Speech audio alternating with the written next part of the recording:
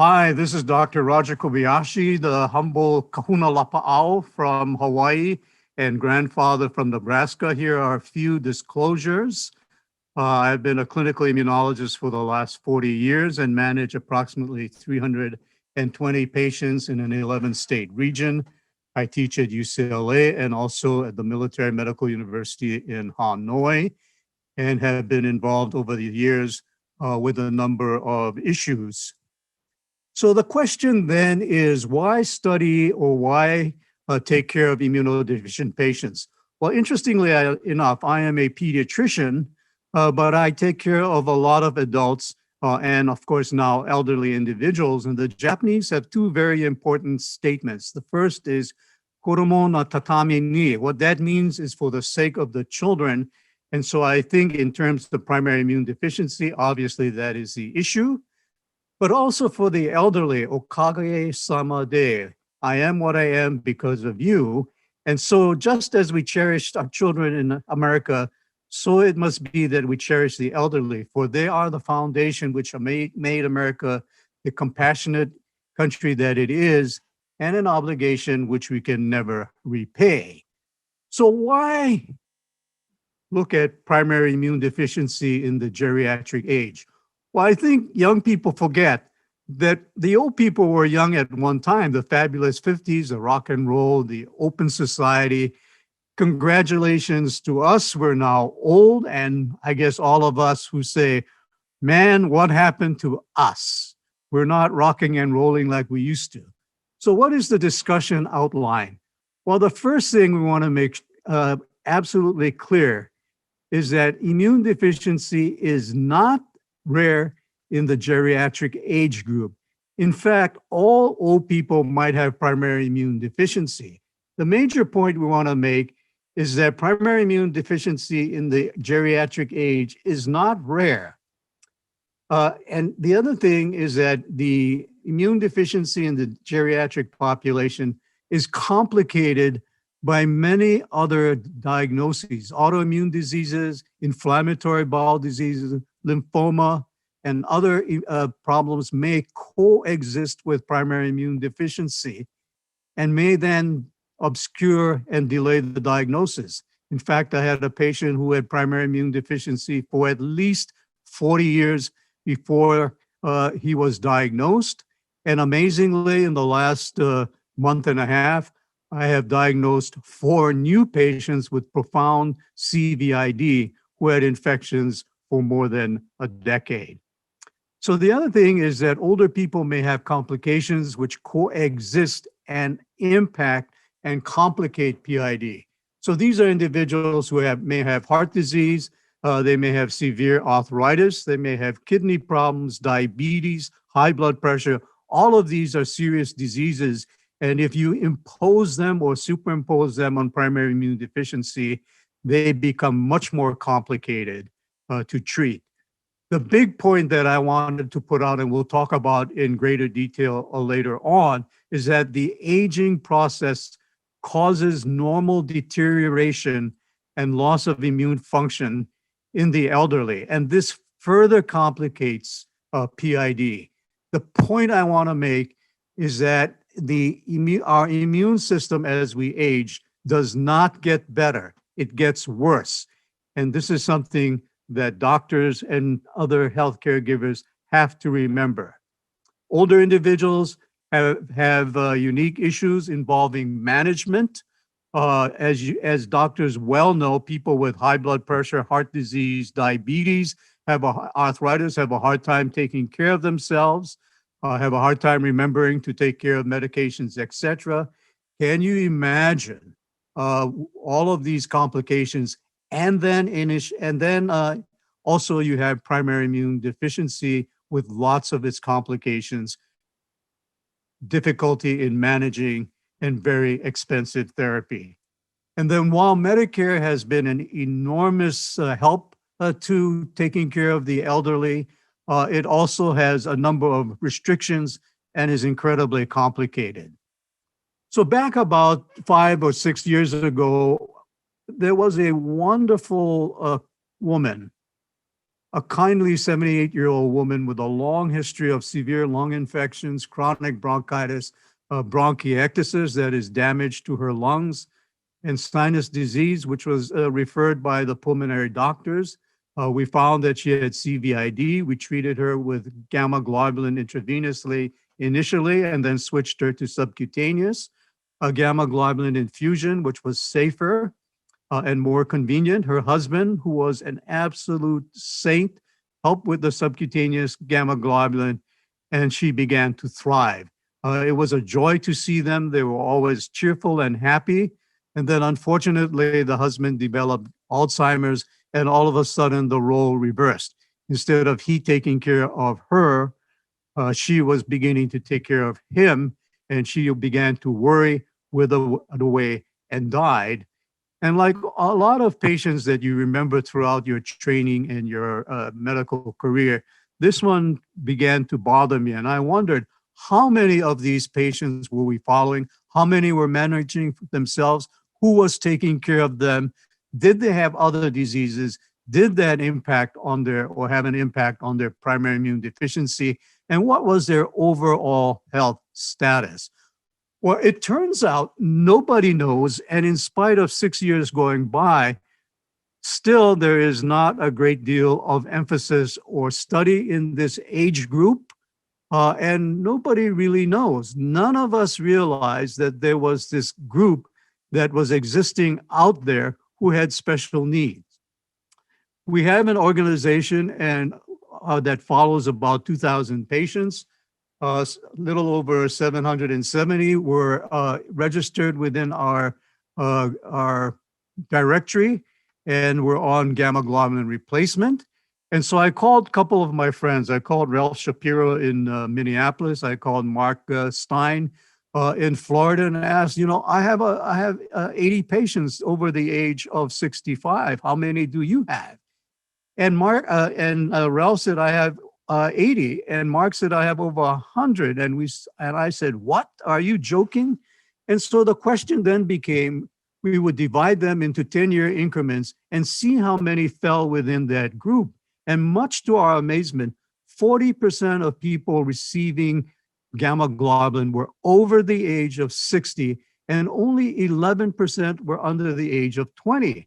And this has been reinforced with me over and over again, because we have started doing gamma globulin studies again. And we find that recruiting children or finding children with primary immune deficiency, antibody deficiency, is very difficult. In fact, in our studies, we had to go to Russia to get sufficient number of patients. The other thing was that when I was training over 40 years ago, it was a disease of infants and children, and there was a male predominance. And much to our amazement, as these patients got older, it shifted, and now it's primarily and overwhelmingly females. So can you imagine our surprise again? And I want to emphasize this: less than 11%, 11% were less than the age of 20. 50% were between the ages of 20 to 60. So what does that mean? That means that a lot of adults have immune deficiency or primary immune deficiency. And 40% were receiving gamma globulin, who were getting gamma globulin, were over the age of 60. 90%, almost 90% on gamma globulin replacement were adults, and 40% were older than 60 years of age. And there were more patients over the age of 80 than they were under the age of 10. This was an eye-opener for me, certainly, who was taught that this was a disease of infants and children, and to all of my colleagues as well. So there are a number of critical questions that have not been answered and needs to be addressed. What is the incidence of primary immune deficiency in the elderly? It turns out nobody knows, and to this day, 5 years later, we still don't know. We know that antibody deficiency is more common in adults, but the USID net now has the data. But if you look, most of the patients are antibody deficiency. There are a few adult patients who have survived with SCID who have been transplanted, or now gene editing, but these are extremely rare. CGD, some of these patients obviously present in adulthood, but most of the patients, adult patients, have antibody deficiency. How many are receiving IVIG versus sub-Q? Nobody knows, but one of the things that bothers me is that IVIG is commonly used in the adult patient, older patient, where there are risk factors. In fact, there's a large national company that had 500 people, elderly patients over the age of 65 on gamma globulin, and 90% were receiving IVIG. And when they tried to shift them to sub-Q, they were successful in only 10% of the cases. Where are these patients getting infused? If IVIG are the places that are infusing them, know of the risk factors, if they have heart disease, kidney disease, clotting disorders, problems with thrombosis, etc. If it's subcutaneous gamma globulin, are they self-infusing? If not, who is helping them? Is there a caregiver? Are they doing it properly at home? Are they doing it regularly?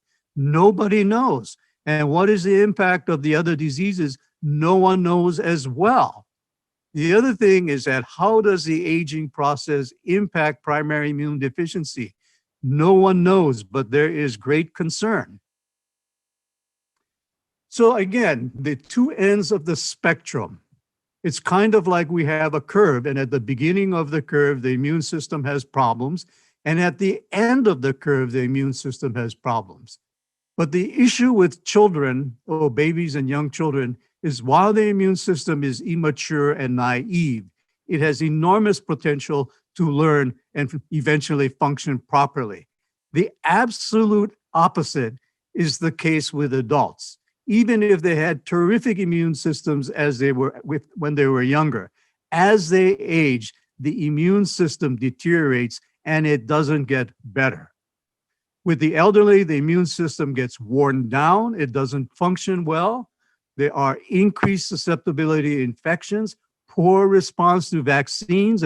That's why the shingles shot is about 20 times stronger than the chickenpox vaccine we give to children. The influenza vaccine is 4 times more potent or stronger than the ones we give to children and other adults.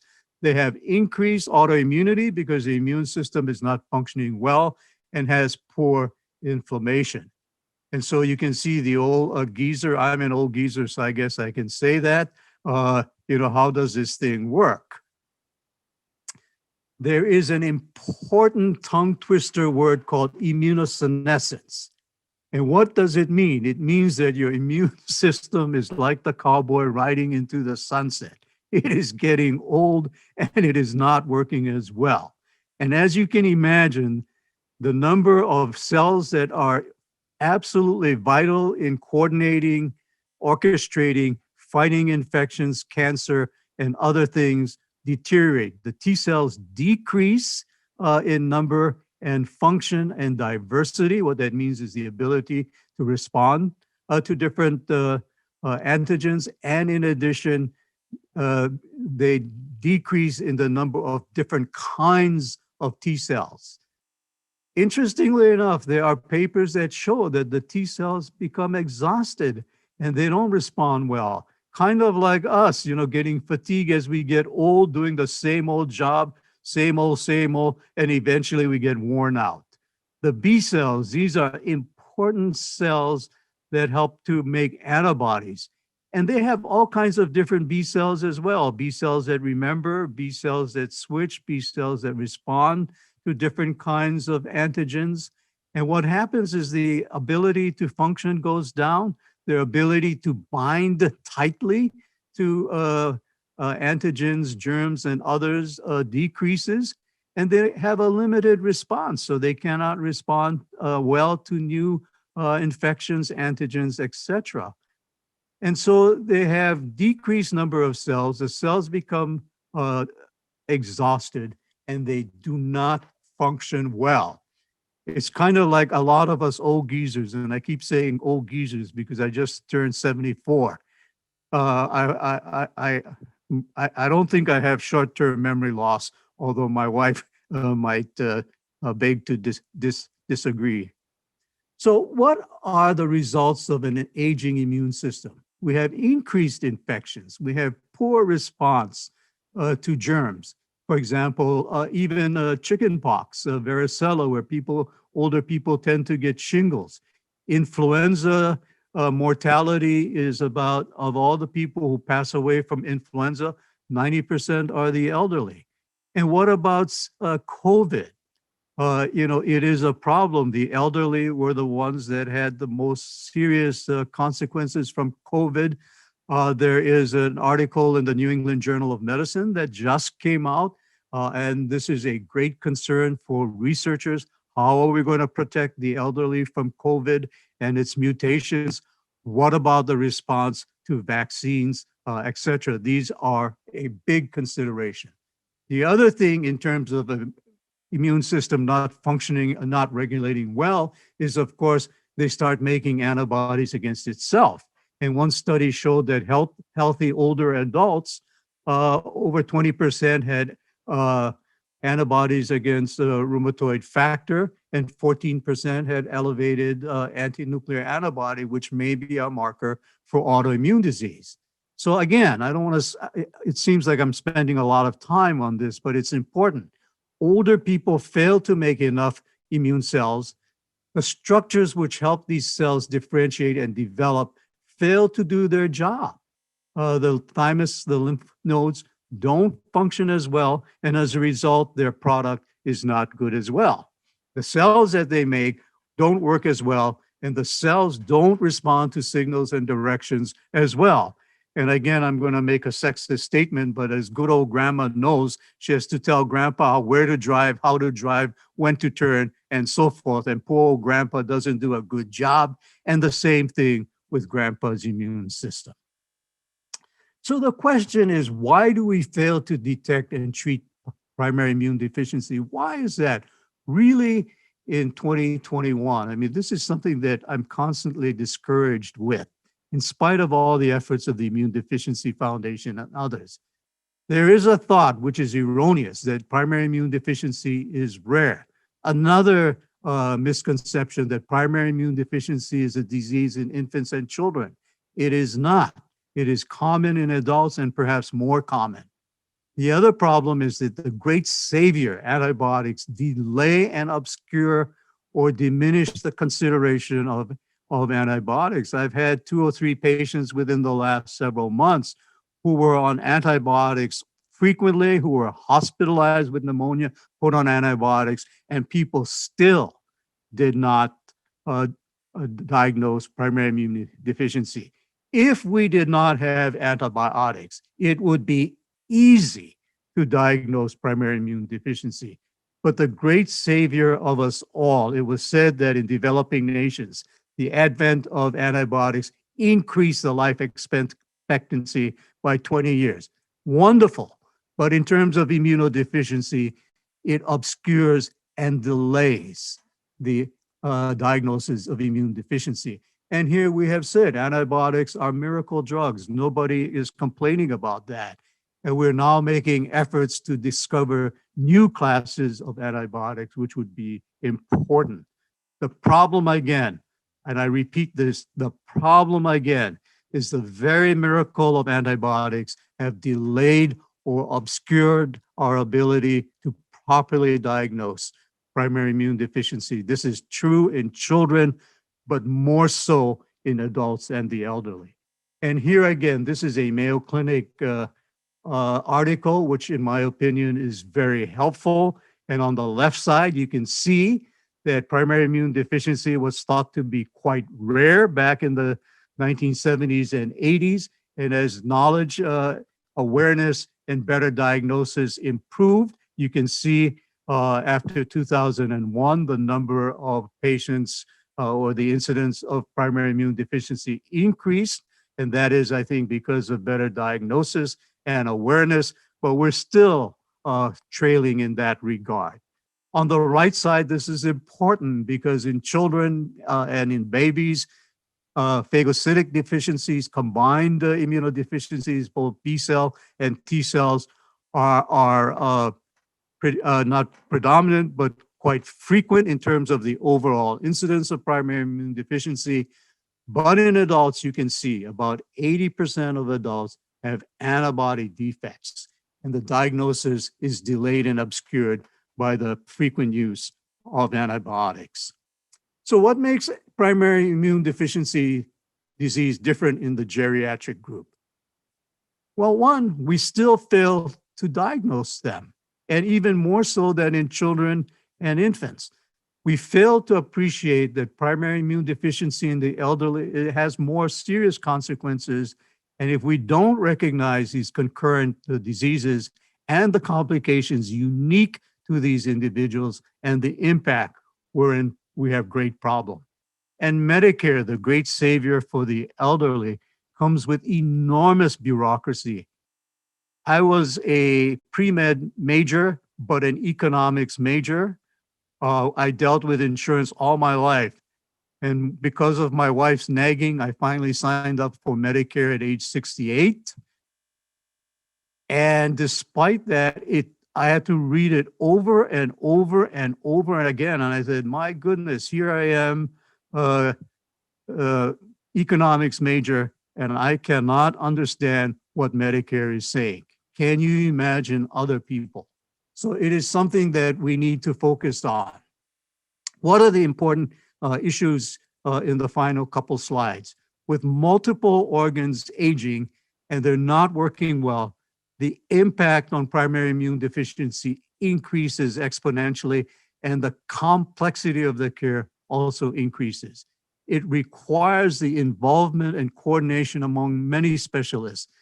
And I'll probably say blasphemy, but I think electronic medical records, while being extremely helpful, has also made coordination difficult because of its unique problems with electronic medical records. IVIG is convenient to use because the patients come in once a month, everything is done for them. But it has higher risk in the geriatric patients, high blood pressure, heart disease. We are now finishing a paper on the use of IVIG in chronic kidney disease, and it's not appreciated, and there are risks.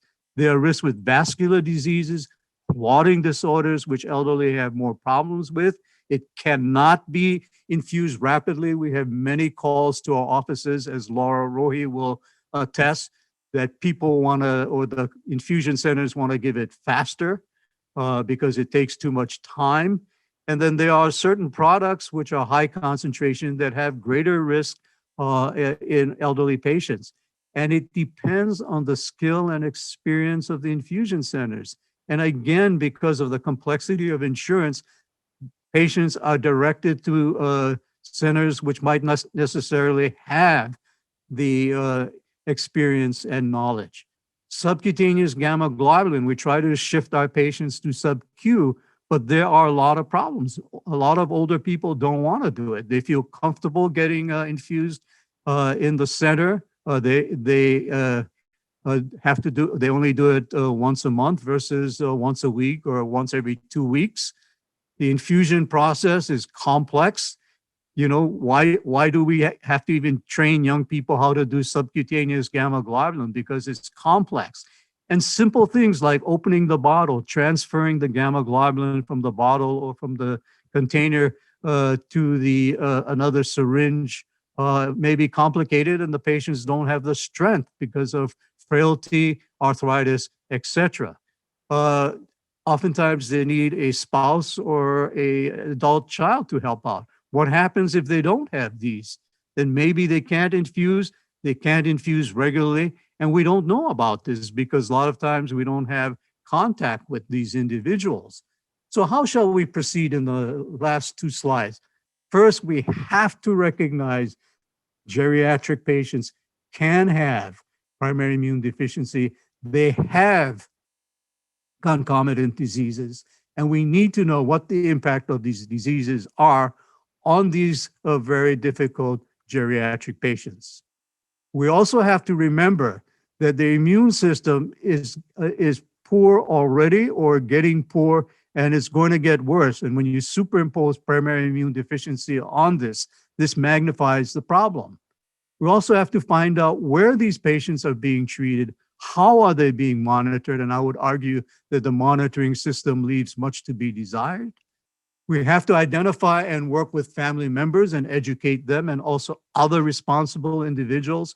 Work with pharmacies and infusion companies so that they realize the risk in these individual patients. We have to coordinate the care with all the different specialties, the pulmonologists, ENT, gastroenterologists, rheumatologists, oncologists, all of these kinds of individuals who are involved in the proper care of these patients need to be coordinated, and we need to coordinate with those individuals who are treating these individuals, including home infusion companies, etc.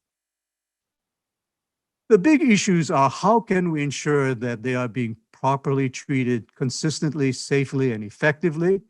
How can we ensure that these patients are complying with treatment? Right now, we don't know.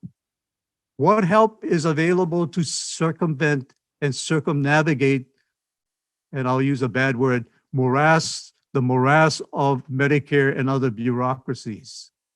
It is a nightmare, and somebody needs to make sure that these patients are being covered adequately, because the costs are prohibitive. I had one patient that was being treated by 25 grams of gamma globulin subcutaneously, divided into 4 weeks. And the charge was $20,000 for 25 grams of gamma globulin a month, $250,000 gross charges a year. And while people will say, well, the insurance covers it, it depends on what kind of policy you have. You may be stuck with a huge out-of-pocket pay. So put your paddle in and join the effort. For those old individuals, you can practice that Hawaiian word. And when we have the real thing, you can tell me if you can pronounce it correctly. We need to recognize that they have primary immune deficiency, and we need to do it now. We need to coordinate the care. We need to work with third-party payers to ensure that they have proper coverage and that the economic burden is not great on these individuals. We should coordinate the care and determine who should treat these individuals, the primary overseer. We should anticipate complications, not only from other diseases, but from primary immune deficiency and from the treatment of all the various things that are being done to these individuals. Research has to be done to help understand and best help this special group of people. We need to monitor and make sure that they are cared for properly. We're not doing a good job in this area. And again, the Hawaiian saying, put your paddle in and help paddle. Okay, so in conclusion, you got to remember, these were the rock and roll guys, the guys with leather jackets, long sideburns, making all kinds of music, dancing. And so we got to help our older patients rock and roll. Thank you.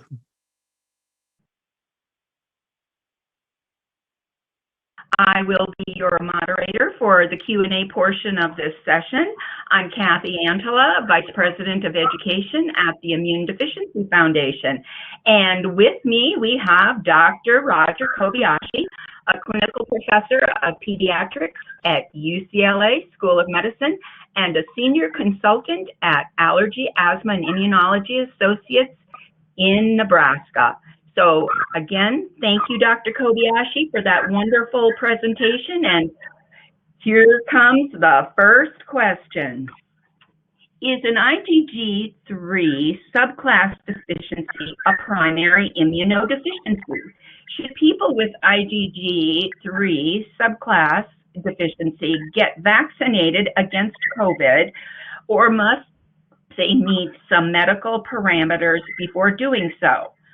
Also, then there's some more here about this, and you can just kind of talk about it as you go through, is when doing the antibody test 4 to 6 weeks after having the 2 Pfizer vaccines, for example, in which range should the antibodies be to consider that the vaccine achieved good immunity in a person's body? Lots of questions there. Yeah, first of all, let me thank the IDF and the technical staff for putting on a wonderful program and especially putting up with old geezers like myself who can barely turn on the computer. To those groups, I'd like to thank, and also to the supporters and sponsors of the meeting. Now, the first issue is IgG subclass 3, and about 30 years ago, there was great interest in the so-called subclass deficiencies, particularly subclass 2 deficiencies, and to a lesser extent, 3 and 4. And I think the current thinking now is that the IgG1, which is the most important and most abundant, it makes up 20% of the IgG quantity, is the most important. So most immunologists do not recognize, or at least do not put emphasis on subclass deficiencies anymore. And if there are any questions about that, I'll be happy to provide further information. The second question, I think, refers to number one, should that person with IgG subclass 3 deficiency get the COVID vaccine? The answer is absolutely yes. The major response will be the IgG1. And then the second question, which I think pops up, is if I have an antibody deficiency, will I be able to make an immune response to the vaccine? And I think this has been a question that has been looked at extensively by immunologists and infectious disease, both in the past and currently. And I think the answer is obvious that all patients with immune deficiency should get the COVID vaccine. Obviously, the COVID vaccine that we have in the United States and in Europe are not live viral vaccines, so it's safe, and the mRNA vaccine is completely different, which has been talked about in the past. Now, some patients with primary antibody deficiency may not make antibodies against the COVID spike antigen, but some may. And there are studies ongoing now, and what we have done some early studies dating back to January, where about half of our patients do make antibodies against the COVID spike antigen determined by ELISA, some having good titers, some having very high titers. And we did some early correlation with viral neutralization. There are about half or so who do not make antibodies. And the question is, well, what now? Well, there are two issues. The first is obviously lymphocytes or T lymphocytes are important in the response to viral vaccines and viruses, and they are in fact probably the major component of the immune system that helps us with viruses. Not only do they coordinate the response, including the antibody response in conjunction with the B cell, but also in terms of getting rid of the virus once it affects our cells. There is a commercially available T cell test to see whether you have responded to either the infection or the vaccine. It has received FDA approval. However, it is still experimental, and we really don't know what that test means. It means that when you stimulate with the COVID antigen, you get a T cell response. What does that translate in terms of real life? We really don't know, and we can talk a little bit about that later on. The third question was about the antibody test or when to get it. Well, this has been an area of great concern, and the FDA in general has recommended that routine testing not be done. And the main reason for that is because there are many different kinds of tests. You have to get the right test, and even if you get the right test, the question is, what does it actually mean in terms of actual prevention, in terms of protection, and also timing. And I can talk a little bit about that later. But what I would like to emphasize is that in real life, there have been studies, mainly in Great Britain, that have shown that, number one, when you vaccinate patients, the number of hospitalizations, deaths, and serious infections goes down. The Lancet published an article regarding patients in the nursing homes, and it has shown that the number of hospitalizations and deaths have also gone down. So I better stop. I answered about 12 questions in one session. Thank you. Next question. Do you recommend that older patients with PI see a geriatric specialist to help identify and manage our chronic illness into old age? Yes, that's an excellent question, and I strongly believe that doctors who have special experience and interest in geriatric medicine help coordinate, particularly patients with primary immune deficiency. These are complicated patients. And as you've seen from my discussion in the slides, many of these patients with primary immune deficiency not only have that as a major disease, but they have concomitant diseases or comorbid diseases such as heart disease, diabetes, neurologic diseases, liver problems, kidney problems, etc. And all these combine to make these patients much more susceptible to complications. So absolutely, I would strongly recommend that someone experienced in geriatric medicine coordinate the care of these individuals, and that these individuals also be followed by an immunologist or infectious disease person as well. And by the way, there's an exclamation point to that. And here's another question about that is, if our PCP cannot coordinate, then is it the geriatric specialist that we should involve? Yes, and again, that's a good question, and the answer is yes, because my strong feeling, and I have to say that I'm a pediatrician, so you might ask, well, why is a pediatrician talking about geriatric medicine? Well, I finished my training 40 years ago when pediatrics was the only way you could become an immunologist.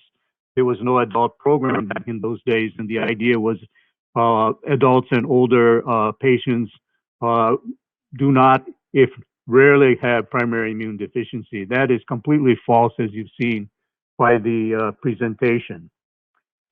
My strong feeling is that these complicated patients require coordination, require oversight, and require appreciation of potential problems. You don't want to react. To me, the worst thing is like the doctor scratching the head and said, "What happened?" As a physician, you must anticipate all of the potential problems the patients might have, monitor those. We gave a talk on that, I think, a couple months ago, and anticipate that these patients are having problems. And the way that I look at geriatric medicine is sort of the way I looked at pediatrics. In babies and young children, they can get into trouble very fast, and the signs may be very sparse. And I feel exactly the same way with older individuals. Just as in babies can get into trouble very quickly and with very little physical signs, the same thing with adults. And so if you had a 35-year-old person complaining about a little chest pain, a little difficulty breathing, not a big deal, or a cold or an infection. In a geriatric individual with multiple complications and diseases, including primary immune deficiency, that can be a big problem waiting to happen. And therefore, my opinion applies that the best, most qualified, most experienced physician, if available, should oversee the overall care for geriatric patients. B-cell problems seem to be big among the geriatric population. Lingering B-cell problems also seem to plague post-lymphoma transplant patients too. How might aging of the immune system have a similarity to rituximab long-term side effects? Yeah, I mean, that again is an excellent question. And, there are, I'm sure, hundreds, if not thousands of researchers looking at those issues. The problem is the most common of the severe B-cell deficiency is CVID. And the problem again is the cause. Why do you all of a sudden stop making antibodies or proper numbers of antibodies? Why do all of a sudden you stop making functional antibodies? I mean, there are multiple reasons for that, and there are people looking at it. But the other thing you have to remember is that old people or geriatric population not only they not only have B cell abnormalities, but they also have T cell abnormalities, as we have discussed. The immune system sort of wears out, and there are excellent studies on that. The talk went over that. And so it's not only a B cell abnormality, but it's a T cell abnormality. The reason why we see more B cells probably is because that's the one that is most easily manifested by severe infections, recurrent infections, respiratory infections, and it causes people to look. The T cells are much more complicated. I suspect they can either compensate or only parts of the T cell repertoire is affected, and we compensate so we don't see as much of that. Now, the other question of rituximab and the medications, more and more medications that knock out B cell function is absolutely important. And we have given lectures on the use of rituximab, monitoring these individuals before use, monitoring them during and after. And so the net effect appears to be somewhat similar in that the hit is to the B cell. So in the case of rituximab, where it removes the B cells, if you will, from the circulation, at least temporarily, and immunoglobulins go down as a result. And in some individuals, it is long lasting, and the function may also diminish, or the repertoire, in other words, how many different kinds of antigens and new antigens we can respond to might also go down as a problem with rituximab. I would also point out that, secondary immunodeficiency is far more common than primary. And the thing that I and other doctors worry about is that all of the immunosuppressive medications that we are giving patients who have cancer, who have rheumatoid arthritis or autoimmune disease, GI diseases, neurologic diseases, dermatologic diseases, all of this may impair the immune system. And we know that, for example, like the herpes class viruses, when you give these immunosuppressive medications for cancer or GI diseases or other rheumatologic or autoimmune diseases, that susceptibility to infection increases exponentially to the herpes class viruses, and it may be to other viruses as well. We worry about patients who have T cell abnormalities or who are on immunosuppressive or chemotherapy. Are they more prone to more severe COVID infections? Is their response to COVID vaccinations diminished? Preliminary studies suggest that the response is diminished and it doesn't last as long. So these are all concerns, which goes to the point that if you have immune deficiency or you have immune deficiency induced by either cancer or other diseases or by chemotherapy or immunosuppressives, you are more prone to having infection, and therefore you have to be more careful.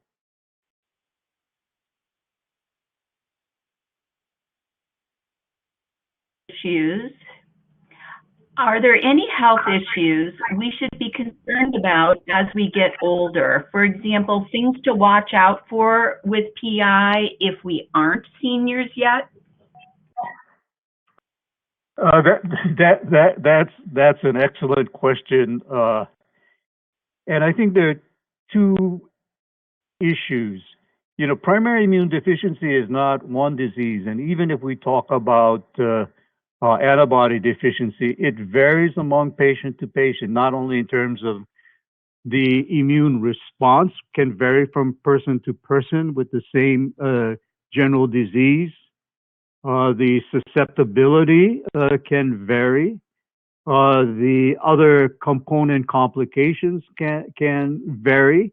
The exposure, if you have a patient with primary immune deficiency who lives in rural Nebraska, who doesn't go out often and certainly doesn't party and go to rock concerts where everybody's screaming and yelling, I mean, that individual will be less likely to have as many complications. But I think the second thing is an interesting question, and I think it sort of harks upon, are there things that we can be, anything we can do to prevent some of the problems as we get older or some of the complications as we get older? And I think the answer is extremely complicated. I mean, number one, obviously, if we can prevent infections, if we can monitor for complications, if we can prevent comorbid diseases, if we can prevent obesity, for example, which we know makes you more prone to infections and other complications. If we, smoking, exposure to irritants, avoiding repeated infections if we can, careful monitoring. I think these are all important. And the Europeans and Americans are doing a lot of work to look at predictive tests. Are there tests to help us look at what will be the potential severity of the disease in this particular patient, particularly early on? Are there any measures that we can do to prevent that? I think these are areas of very intense research, and I think it's exciting. Particularly the Germans are doing a lot of studies, looking at laboratory studies in patients with CVID, for example, to see are they more prone to autoimmune disease, are they more prone to more serious infections, etc. And if so, they require more careful monitoring, maybe more aggressive treatment, higher doses of gamma globulin rather than conventional doses, etc. Excellent. We are near the end, and there are lots of questions left. I'm going to ask one more, and then Dr. Kobayashi, I will follow up with you because I know that you will be, you and your wonderful nurse, Laura, will be wonderful about answering the rest of these questions. And if you're registered for this conference and we have your name, we know how to find you. So the last question before we stop is, what is the average life expectancy of a person with PI? Yeah, I mean, that's an excellent question. In the old days, certainly with CVID, if you look at Dr. Charlotte Cunningham-Rundles, who in my opinion is one of the finest immunologists in the world, the average life expectancy was 58. This was the old studies. And then if you look at some of the newer studies, there was an Italian study, and I'm sure there are many more that have come out, particularly from Europe. The life expectancy is really reaching almost that of the normal population. And the reason for that is, number one, better diagnosis, more effective treatment, more effective monitoring, etc. Now, the second part of that question is more difficult, and that is the fact that, primary immune deficiency, there are now, over 400 different kinds of immune deficiencies, some of which are much more severe than others. And obviously, the combined immunodeficiencies, the prognosis is perhaps not as good. The deficiencies that involve perhaps like T lymphocytes or neutrophils, unless you can do bone marrow transplants or gene editing, which is an exciting area now, transplantation, the prognosis is much improved. But I think it depends on the kind of primary immune deficiency you have. If you have the combined immunodeficiencies, if you have the deficiencies which are not able to be treated effectively or correctly, the prognosis is much more limited. However, I would like to point out that when I started my fellowship almost 45 years ago, the Houston bubble child or combined immunodeficiency was like a death sentence. And transplantation back then was very, very rudimentary with complications. It's my understanding now, and I think Mark Ballo and others who know more about this than I do, that, if you catch these kids early and there's newborn screening, the chance of correction is about 96%. I mean, that is absolutely amazing. And a lot of the other diseases that were really bad, like Wiskott-Aldrich, Hans-Ox, and those can speak to that. So the prognosis is much better, but it depends on what kind you have.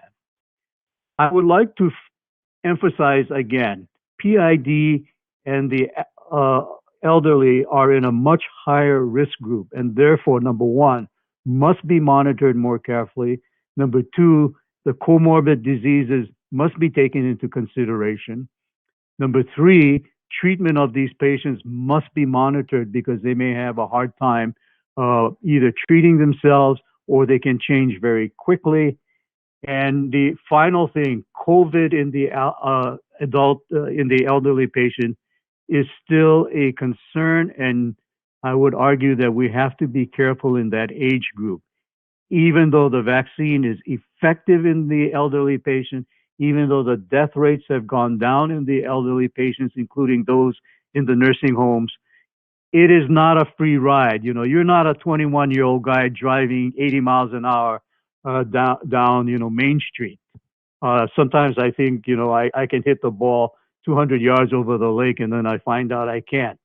And so there are limitations as to what we can do. And I would urge all individuals who are older to take more precautions. It's just common sense. Thank you. Thank you. Thank you, Dr. Kobayashi. As always, you are absolutely wonderful. It has been an honor to have you join us today. And everybody who hung in there with us, thank you and enjoy the rest of the conference.